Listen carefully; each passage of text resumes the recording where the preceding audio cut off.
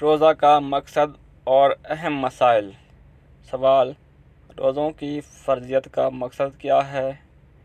روزہ کن باتوں سے ٹوٹ جاتا ہے اور کن باتوں سے مکروہ ہوتا ہے؟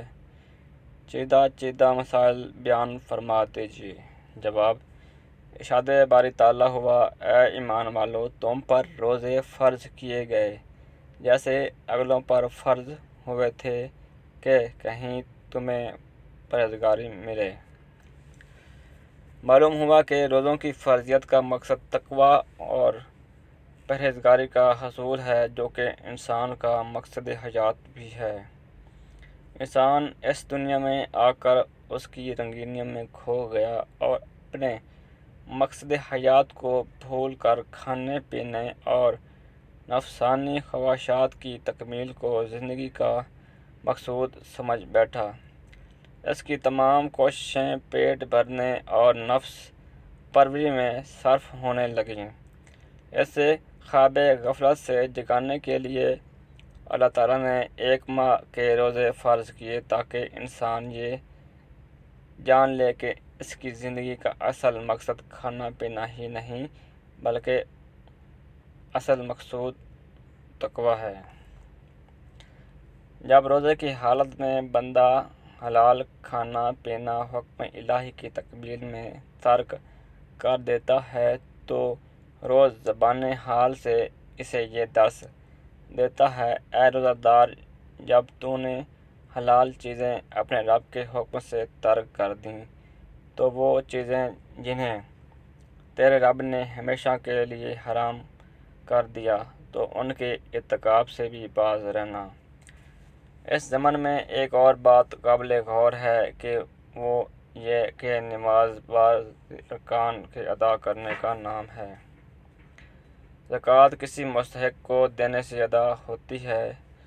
حج طواف کعبہ اور دیگر مخصوص ارکان ادا کرنے کو کہتے ہیں، مگر روزہ ایسی عبادت ہے جو کچھ نہ کرنے کا نام ہے، اس لیے سب عبادات دوسروں پر زیر ہو جاتی ہیں، جبکہ روزہ بندے اور اس کے رب کے درمیان ایک راز رہتا ہے۔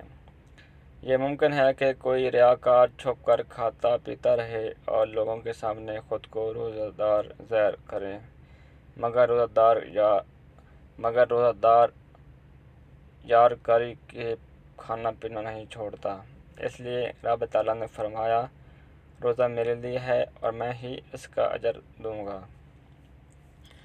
روزوں کا مقصود تقویٰ ہے اور تقویٰ نیک کام کرنے اور برے کاموں سے بچنے کا نام ہے۔ اس لیے آقا و مولا صلی اللہ علیہ وآلہ وسلم نے فرمایا، جو روزہ دار بری بات کہنا، برے کام کرنا نہ چھوڑے، اللہ تعالیٰ کو اس کے بھوکے پیاسے رہنے کی کچھ پرواہ نہیں۔ مزید ارشاد فرمایا، کئی روزہ دار ایسے ہیں جن کا روزہ سوائے بھوک اور پیاس کے کچھ نہیں، اور بہت سے راتوں میں عبادت کرنے والے ایسے ہیں کہ انہیں جاگنے کے سوا کچھ حاصل نہیں۔ سرور کائنات صلی اللہ علیہ وآلہ وسلم کا ایک اور ارشاد ہے، روزہ محض کھانے پینے سے باز رہنے کا نام نہیں، بلکہ روزہ کی اصل یہ ہے کہ لغو اور بیہودہ باتوں سے بچا جائے۔ روزہ کی حقیقت کے متعلق چند باتیں عرض کی گئی ہیں، اب فقہی مسائل ملاحظہ ہوں۔ کھانے پینے یا جمع کرنے سے روزہ ٹوٹ جاتا ہے جبکہ روزہ دار ہونا یاد ہو۔ دانتوں میں کوئی چیز چنے کے برابر یا زیادہ ہو، اسے نگل لینے سے روزہ ٹوٹ جاتا ہے۔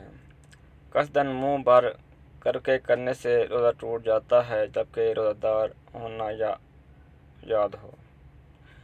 آنسو یا پسینہ منہ چلا جائے، اس کی نمکینی پورے منہ میں معلوم ہو تو روزہ ٹوٹ جاتا ہے۔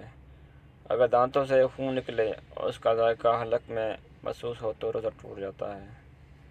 دوستو، یہ تھی ویڈیو۔ اگر ویڈیو آپ کو پسند آئی ہو تو میرے اس چینل کو سبسکرائب کیجیے، لائک کیجیے، شیئر کیجیے۔ شکریہ۔